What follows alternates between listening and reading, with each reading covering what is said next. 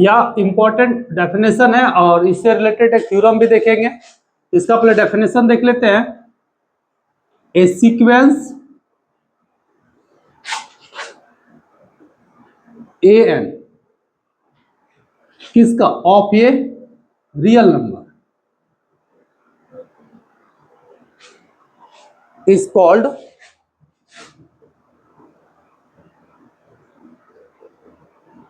Cauchy sequence. If condition देखना है, if given epsilon greater than 0 then there exists a positive number p such that mod an minus am less than epsilon for all n और m greater than equal to क्या होगा, यानी कि m और n दोनों बड़ा होगा किससे, p से। ठीक है, या फिर इसको हम लोग ऐसे भी लिखा जा सकता है, mod A N minus A M less than epsilon for all n equal to greater than equal to m। Clear है? या फिर इसको कंडीशन में ऐसे भी लिखा जाता है, mod A N plus P minus A N less than epsilon for all p greater than 0। ठीक है, तो इसमें से किसी भी एक कंडीशन को याद रखना है, ये तुम्हारा कैसा सीरीज हो जाएगा, उसी सीक्वेंस। ठीक, इसी से रिलेटेड हम लोग क्या करेंगे, एक थ्योरम प्रूव करेंगे, या कोशी जनरल प्रिंसिपल। कैसे पूछेगा, डायरेक्ट इसको लिख देगा, या फिर state the Cauchy general principle of convergence of sequence. अगर स्टेटमेंट दिया तो इसको लिख देना है, यही इसका स्टेटमेंट हो गया। या फिर या स्टेटमेंट को ही छाप दिया तो हम लोग को क्या करना है, डायरेक्ट प्रूफ करना है। तो डायरेक्ट प्रूफ करेंगे तो पहले कौन सा कंडीशन, नेसेसरी कंडीशन। ठीक है,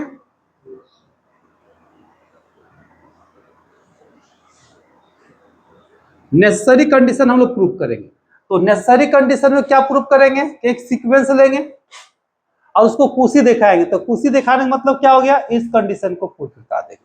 अगर यह कंडीशन फुलफिल हो गया तो समझ जाओ कि वह कन्वर्जेंट जो होगा, वह कन्वर्जेंट क्या होगा, उसी सीक्वेंस होगा। क्योंकि जितना भी कन्वर्जेंट सीक्वेंस होता है वह उसी सीक्वेंस होता है। तो पहले कन्वर्जेंट मानेंगे, इतना को दिखाएंगे, फिर उसी मानेंगे और उसको कन्वर्जेंट दिखाएंगे। ठीक है, तो चल पहले मान लेते हैं कि let a sequence A N is convergent. या जो सीक्वेंस लिए, या सीक्वेंस कैसा है, कन्वर्जेंट है। अब कोई भी कन्वर्जेंट सीक्वेंस होता है तो उसका लिमिटिंग वैल्यू क्या होता है, फाइनाइट होता है, यानी कि लिमिट एग्जिस्ट करता है। ये हम लोग जानते हैं कहां से, डेफिनेशन से। तो देयरफॉर तो limit n tends to infinity A N equal to क्या होगा, l होगा, और l क्या होगा, फाइनाइट होगा। हम लोग सीक्वेंस कन्वर्जेंट और डाइवर्जेंट का डेफिनेशन मालूम है। तो देन बाय द डेफिनेशन, तो डेफिनेशन के अकॉर्डिंग हम लोग क्या जानेंगे, इफ कंडीशन को लिखना है, given epsilon greater than 0 then there exist a positive integer. ठीक है, एक पॉजिटिव इंटीजर ले लेते हैं जिसको हम लोग मान लेते हैं क्या, d, सच दैट कंडीशन क्या होता था, लिमिट का ए एन माइनस लिमिट कितना है, देखो l, तो यहां पे क्या होगा, l लेस देन कितना लेना है, एप्सिलॉन बाय 2 लेंगे, क्योंकि दो लिमिट आएगा। फॉर ऑल n जो होगा ग्रेटर देन इक्वल टू कितना होगा, d। चलिए इसको मान लेते हैं 1। एंड चूंकि हम लोग जानते हैं कि ए एन इज कन्वर्जेंट, लेट किया हुआ है कि जो सीक्वेंस है वह क्या है, कन्वर्जेंट है। तो देयरफॉर अगर इस सीक्वेंस को हम आगे बढ़ा देते हैं, अगर n प्लस p ले लेते हैं तो भी क्या होगा, कन्वर्जेंट होगा, इज आल्सो कन्वर्जेंट। n क्या है, पॉजिटिव नंबर है, अगर 10 तक कन्वर्जेंट है तो 12वां टर्म भी क्या होगा, कन्वर्जेंट होगा। अब यह जब कन्वर्जेंट हो गया तो हम लोग क्या करेंगे, फिर डेफिनेशन लगाएंगे। अब p क्या है, थोड़ा सा लिख देते हैं बगल में, p is the positive integer. p क्या है, एक पॉजिटिव इंटीजर है। तो चलिए अभी हम लोग फिर यहां लिमिट का डेफिनेशन लगाएंगे। देन बाय डेफिनेशन तो क्या हो जाएगा, a प्लस पी माइनस, इसका भी लिमिट कितना ले लिया, l, दोनों का लिमिट कितना आएगा, सेम आएगा। ये भी क्या होगा, less than epsilon by 2 for all n greater than equal to b। इसको मान लेते हैं हम लोग कितना, 2, कितना मान लेंगे, 2 ना। अब हम लोग आते हैं mode A N plus P minus A N, इसका वैल्यू हम लोग निकालेंगे। इसका वैल्यू कैसे निकालोगे, mode A N plus P, एक एल को घटाएंगे तो एक एल को जोड़ेंगे, ऐसे लिख सकते हैं कि नहीं। चलिए अब इसको थोड़ा सा सजा लेते हैं, a N plus P minus l, ये तो ठीक है, यहां से माइनस कॉमन आएगा तो ए एन माइनस एल। अब मॉडुलस के कंसेप्ट से इधर ध्यान दो, कहां देख रही है, नाखून को देख रही है। अब मॉडुलस के कंसेप्ट से क्या करेंगे, अगर इसको हम तोड़ेंगे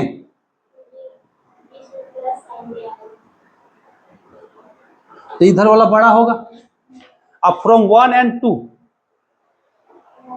दोनों का वैल्यू बैठा देंगे, कहां से, तो epsilon by 2 plus epsilon by 2 for all n greater than equal to b, कहां से आया, फ्रॉम 1 एंड 2, ये जोड़ेंगे तो कितना हो जाएगा, epsilon mode n plus p minus an।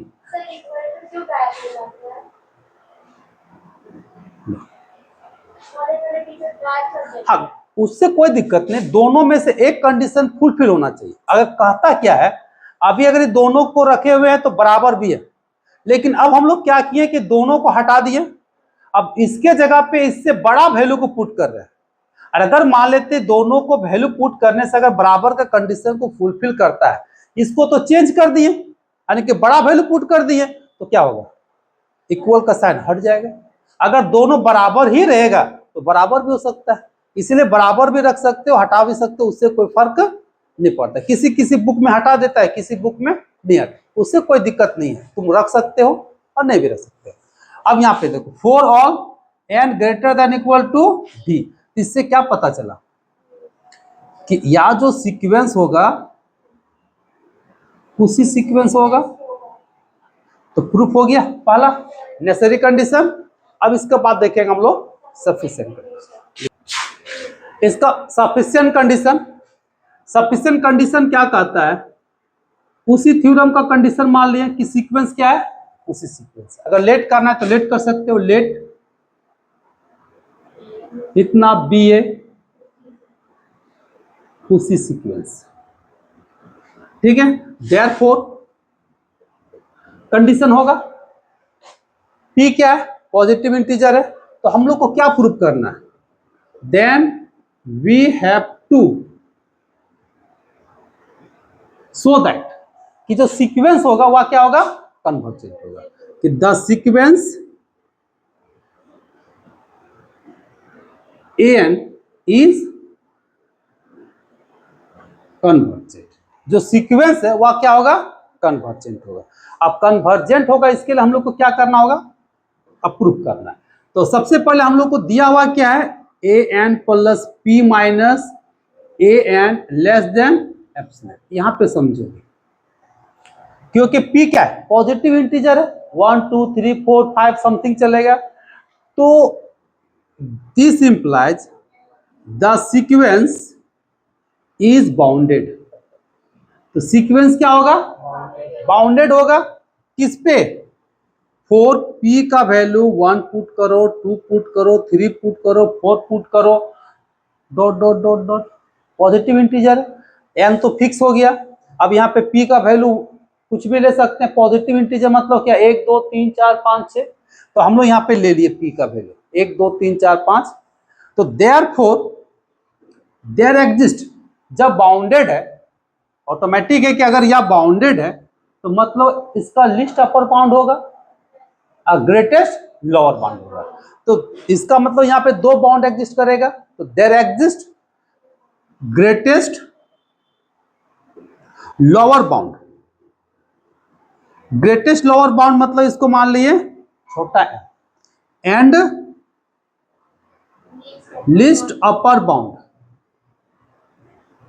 इसको मान लिए कैपिटल है।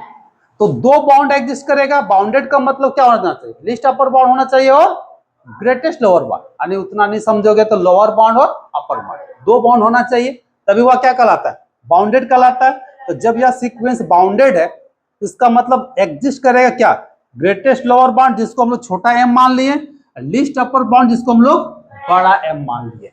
ठीक है, सच दैट,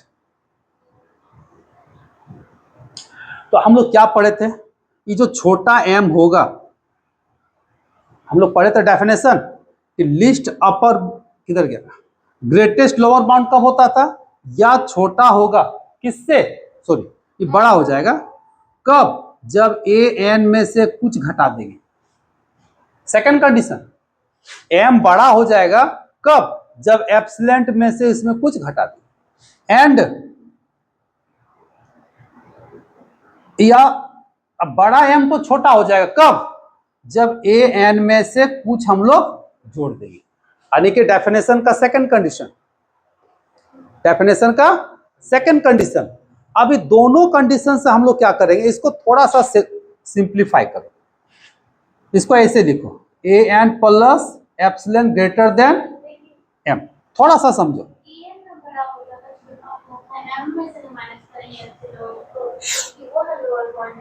समझो, हम लोग लोअर बाउंड का बात करते हैं, फिर बताना पड़ता है लोअर बाउंड कब होता है, जब ए एन का वैल्यू बड़ा होगा किससे, स्मॉल एम से, यही ना हम लोग पढ़े थे।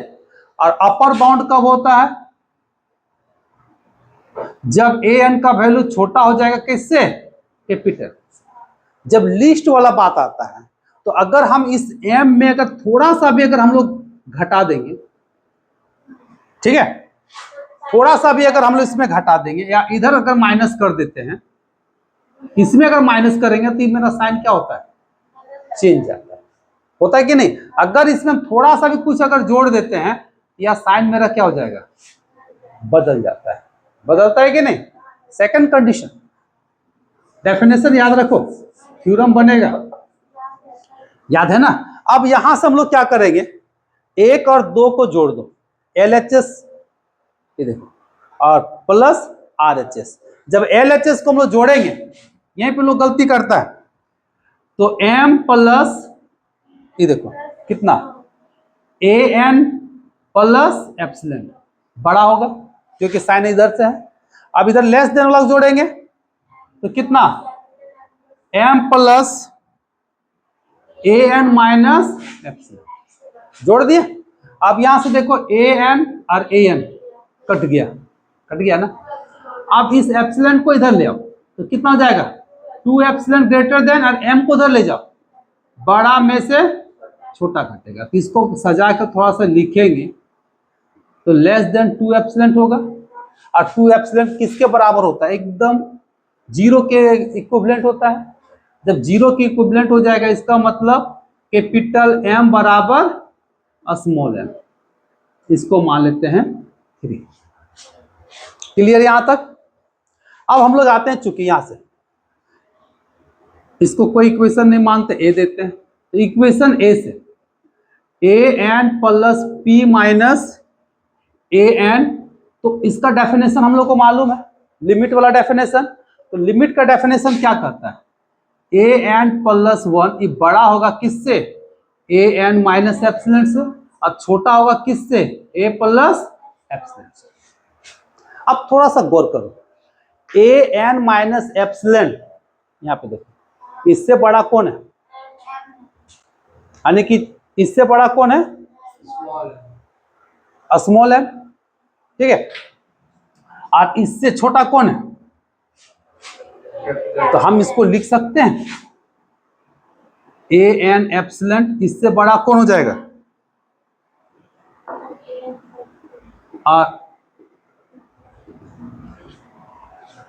लिख सकते हैं कि नहीं?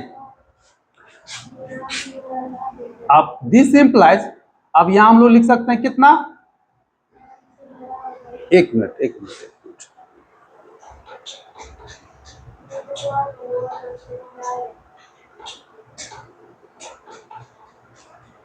ठीक है, देखो अब इसको लिख सकते हैं हम लोग कितना? m less then n plus p, ये हो गया कैपिटल M, लिख सकते हैं। अब भी प्रूफ नहीं हुआ है। अब इसको हम लोग जोड़ेंगे तो कोई फर्क पड़ेगा? क्योंकि बड़ा है तो बड़ा ही होगा। अभी छोटा, अगर इसमें हम घटाएंगे तो कोई फर्क पड़ेगा? नहीं पड़ेगा।